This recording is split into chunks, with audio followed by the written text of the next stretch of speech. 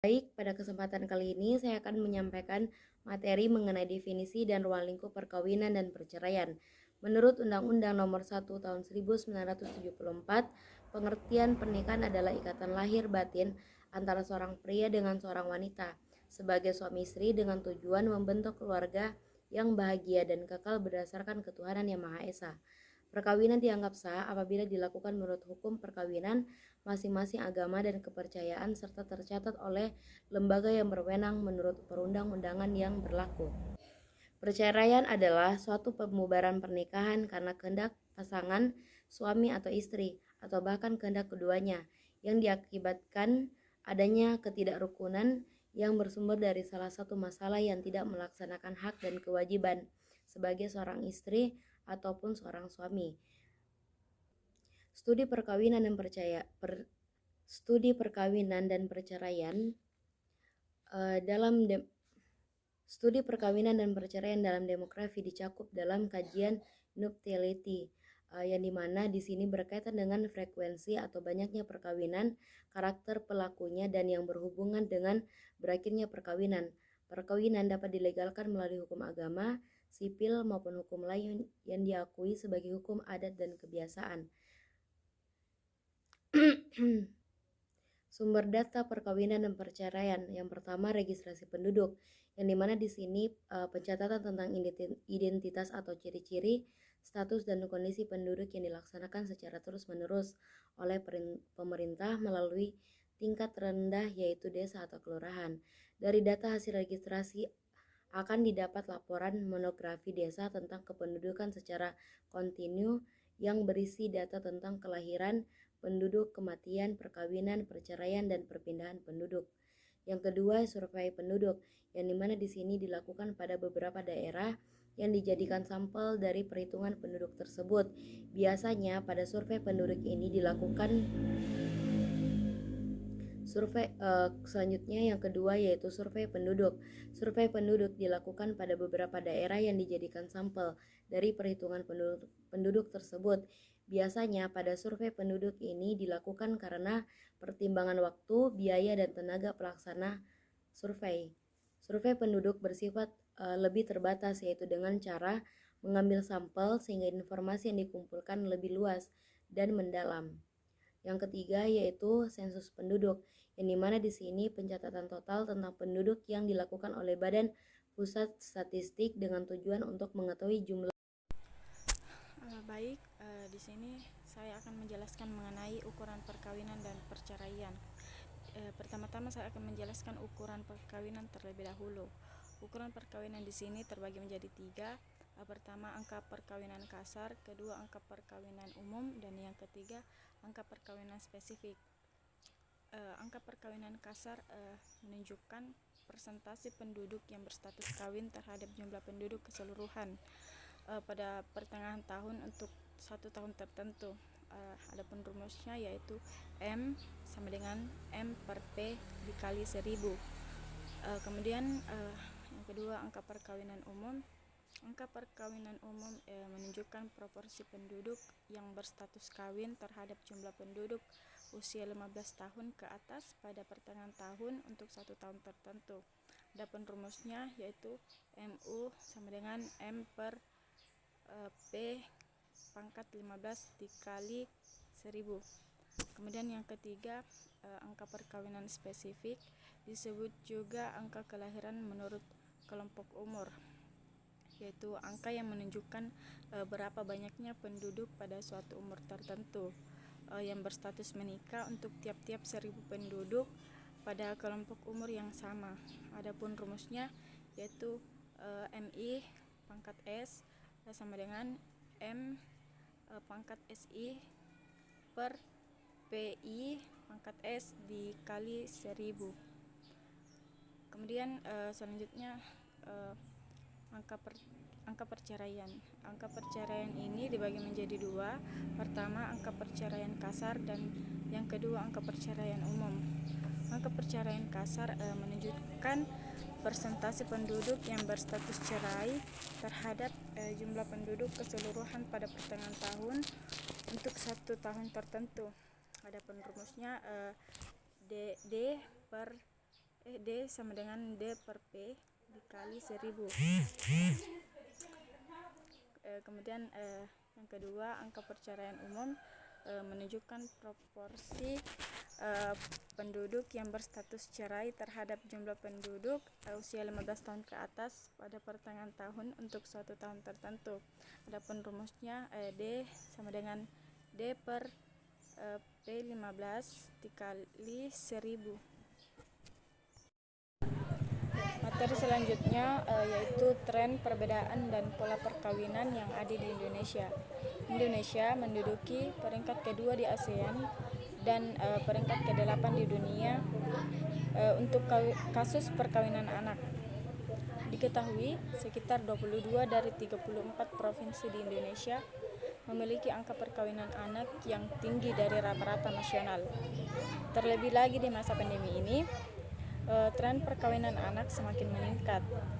Ini dibuktikan dengan data pada tahun 2019 ada sebanyak 23.126 pemohon dispensasi kawin dan semakin meningkat pada Januari sampai Juni 2020 di mana terdapat 34.000 permohonan dispensasi kawin yang diajukan kepada pengadilan agama dan sebanyak 97% dikabulkan. Merujuk pada Undang-Undang Nomor 1 Tahun 1974 tentang perkawinan yang telah diubah dengan Undang-Undang Nomor 16 Tahun 2019. Pada pasal 7 mengatakan bahwa perkawinan hanya diizinkan apabila pria dan wanita sudah mencapai umur 19 tahun.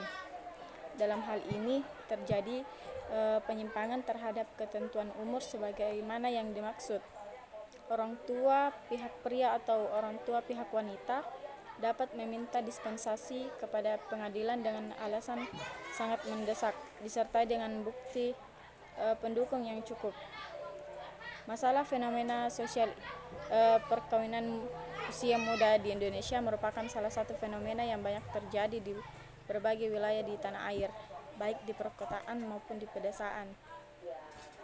Hal ini menunjukkan kesederhanaan pola pikir masyarakat sehingga fenomena pernikahan usia dini ini masih berulang terus dan terjadi di berbagai wilayah tanah air, baik yang di kota-kota besar maupun di pelosok negeri. Fenomena perkawinan usia muda ini akan berdampak pada kehidupan dan kualitas sumber daya manusia.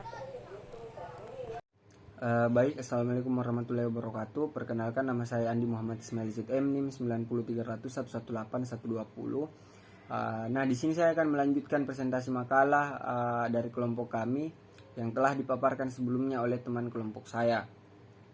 Saya akan membahas persoalan perkawinan dan perceraian, determinan dan konsekuensi, dan juga perkembangan hukum perkawinan di Indonesia. Nah, perkawinan dan perceraian, determinan dan konsekuensi. Determinan perkawinan dan perceraian. Determinan perkawinan ditimbulkan karena beberapa faktor, yaitu pertama, pendidikan rendah. Anak yang sudah tidak melanjutkan sekolah cenderung dinikahkan untuk mengurangi beban ekonomi keluarga. Kedua, agama. Menurut agama yang dianut masyarakat setempat, pernikahan dini dilakukan untuk menghindarkan anak dari hal negatif seperti seks pernikahan. Ketiga, lingkungan keluarga, peran dominan dan keputusan keluarga dalam menentukan masa pernikahan. Keempat, pola pikir masyarakat. Pandangan masyarakat bahwa perempuan hanya bertugas sebagai istri di rumah tanpa memperhatikan peran di luar itu. Nah, kemudian determinan perceraian ditimbulkan karena beberapa faktor. Pertama, kepemilikan anak. Hurlok menyatakan perceraian banyak terjadi karena pasangan tidak mempunyai anak. Perbedaan umur suami terhadap istri. Kasim menyatakan bahwa perbedaan usia antara suami istri ketika mereka menikah dapat mempengaruhi tingkat perceraian, terutama ketika selisih umur antara suami dan istri mencapai 10 tahun. Ketiga, usia suami saat menikah. Apriawan tahun 2003 menyatakan bahwa usia suami saat menikah berpengaruh terhadap perceraian. Keempat, jenis pekerjaan suami. Tresia menyebutkan jenis pekerjaan mempengaruhi kecenderungan individu untuk bercerai. Individu yang mempunyai pekerjaan sebagai tenaga profesional dan kepemimpinan mempunyai peluang yang lebih kecil untuk bercerai dibandingkan dengan pekerjaan yang lain. Kelima, kelahiran atau kehamilan pranikah. Hurlak menyebutkan semakin pendek jarak interval antara saat menikah dengan lahirnya anak pertama, maka makin tinggi kemungkinan tingkat perceraiannya. Hal ini disebabkan pasangan tersebut tidak punya cukup waktu untuk menyesuaikan diri dengan situasi berkeluarga. Lebih jauh, Harlak mengatakan orang terpaksa menikah karena pasangannya telah hamil. Kemungkinan perceraiannya lebih besar terjadi daripada pernikahan biasa. Bagian B, konsekuensi perkawinan dan perceraian. Konsekuensi dari pernikahan yaitu pertama, menerima kurangnya. Sebelum menjalani pernikahan, banyak orang yang berpikir bahwa banyak hal kebaikan yang tampak pada calon pasangan masing-masing, sehingga pernikahan yang akan dibangun bisa membayangkan akan memiliki banyak hal menggembirakan dan penuh dengan kebahagiaan. Hal tersebut adalah wajar, namun saat sudah menikah, kekurangan yang dimiliki oleh suatu sama lain akan terungkap. Oleh sebab itu, perlu menyiapkan diri itu penting untuk menerima kekurangan pasangan kita. Kedua, menjaga hatinya. Seorang yang sudah menikah dan menjalani sebuah komitmen dengan pasangan hendaknya menutup hati dari segala godaan yang menghampiri. Jagalah hati yang memang layak dan seharusnya dijaga, yaitu hati suamimu atau istrimu, bukan malah menjaga hari orang yang bukan siapa-siapa kita. Nah, ketiga, berkurangnya waktu setelah menjalin pernikahan. Mau atau tidak, waktu untuk teman-teman atau bahkan keluarga masing-masing akan berkurang. Masing-masing orang yang sudah menikah akan lebih banyak menghabiskan waktu dengan pasangan. Hal tersebut akan dijalani puluhan tahun ke depan. Konsekuensi dari perceraian yaitu pertama, anak menjadi korban. Kedua, dampak buruk terhadap orang tua. Ketiga, bencana keuangan. Dan 4, masalah pengasuhan anak. Dan terakhir, gangguan emosional. Nah, saya lanjut pada bagian 6 tentang perkembangan hukum perkawinan di Indonesia.